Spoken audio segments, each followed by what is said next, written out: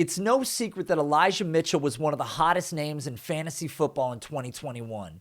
But with all the changes still yet to come in San Francisco, should Dynasty gamers still be investing?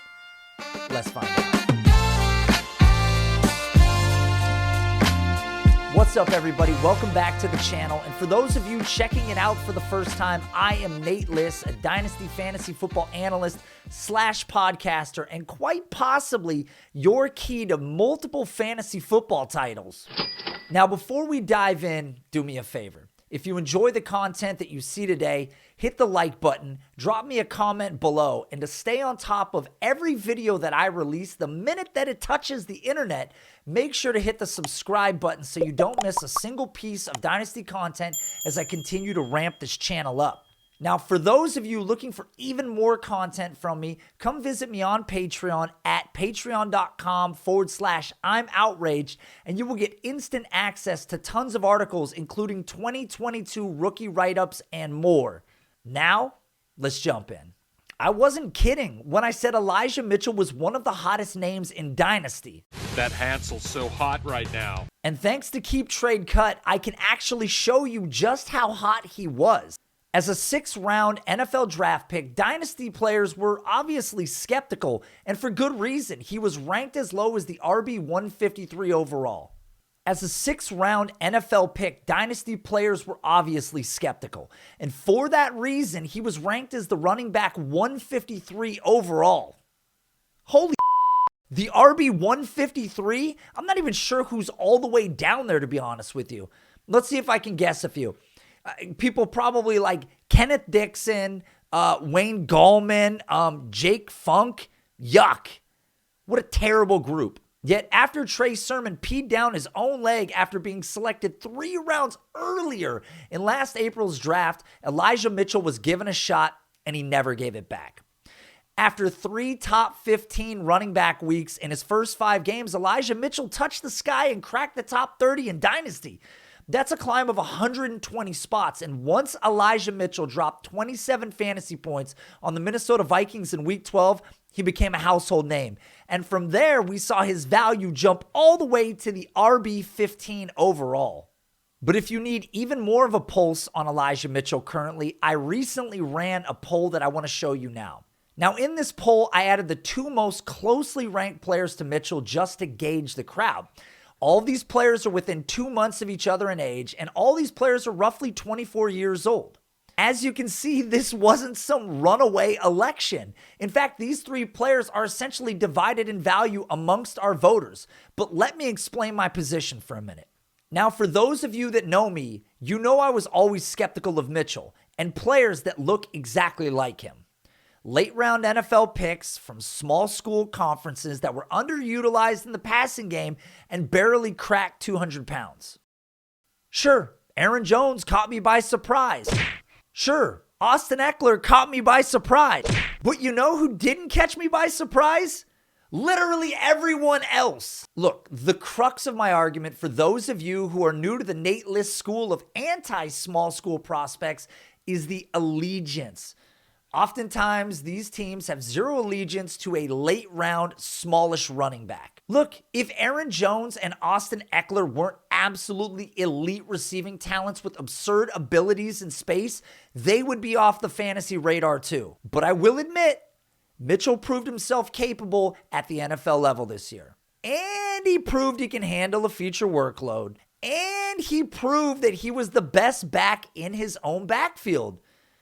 It's just that his numbers just don't scream, I'm the long-term answer in San Francisco. So for starters, let's talk about opportunity. Well, believe it or not, Elijah Mitchell was sitting on the NFL's 3rd highest opportunity share at 80.3% last year. And that's fantastic news because it means exactly what you think it does. He saw a majority of the team's total touches on the ground and through the air. Except when we zoom in on weighted opportunities, he was just the RB 31 overall. The weighted opportunity metric is really important because it discounts carries and applies a multiplier to the targets as they are more valuable. Just how valuable, you ask? Well, if you've never heard this stat, Scott Barrett, one of the best fantasy analysts around, stated that for running backs over the past 10 seasons, a target has been worth 2.74 times as much as a carry in PPR leagues. And a reception is obviously worth even more than that. Even in standard leagues, a target has been worth 1.36 times as much as a carry. And in Mitchell's case, 20 total targets out of the backfield with zero competition when you've dominated the opportunities is a bad sign. But it gets worse, because the number one way that a running back makes his money in fantasy football is in the red zone. Well, last season, Mitchell was the RB41 in the red zone. Now, I know he missed 6 games in 2021, so pointing out his total red zone touches is a bit unfair. So why don't we look at his per game opportunities? Well, for those of you keeping score at home, he averaged 1.91 red zone carries per game. And for perspective, Jonathan Taylor was seeing 5.25 per game. Do you know how ridiculous that is? No. Elijah Mitchell was much lower than that, like half, and then take another 3/4 of an opportunity off of that. In fact, Mitchell's per game average was so low, it put him in the same realm as Michael Carter, Myles Gaskin, Alexander Madison, Zach Moss. Feel free to stop me at any time when you want to tap out. Jamal Williams, Darrell Williams, it's low. It was so low. And I don't foresee it getting any better. And I'll explain why in just a minute. No, you know what? Actually, I'll tease that part right now.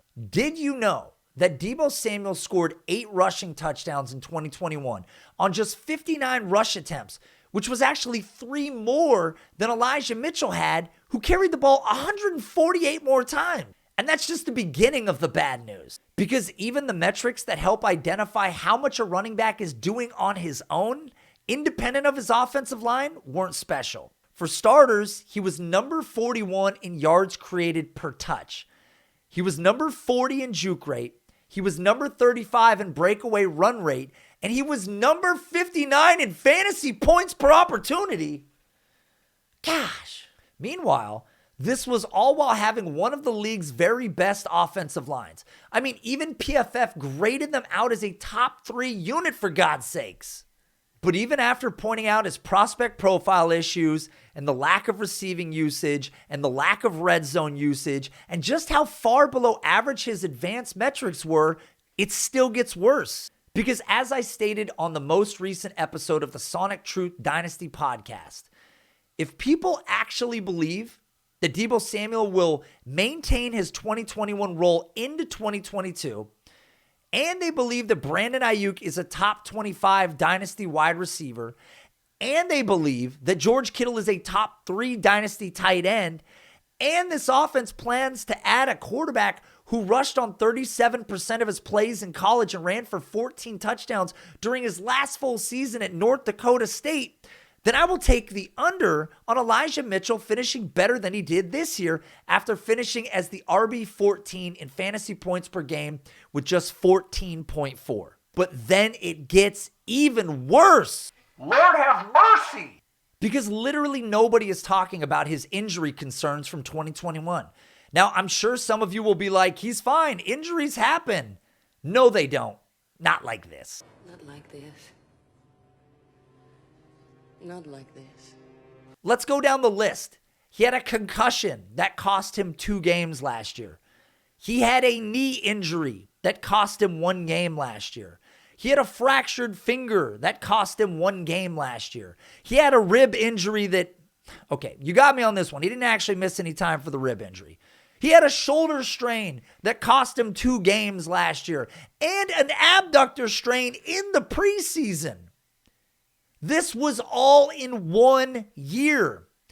And now his innovative offensive coordinator that had this team in the top 5 in rush attempts in 2021, Mike McDaniel, no S, has left to go coach the Miami Dolphins. So all we're left with is Kyle Shanahan and his consistent use of the running back by committee as a head coach. Look, in 2017, it was Carlos Hyde and it was Matt Breida. And in 2018, it was Matt Breida and Alfred Morris. And in 2019, it was Tevin Coleman and Raheem Mostert and Matt Breida. And then in 2020, it was Jeff Wilson and it was Raheem Mostert.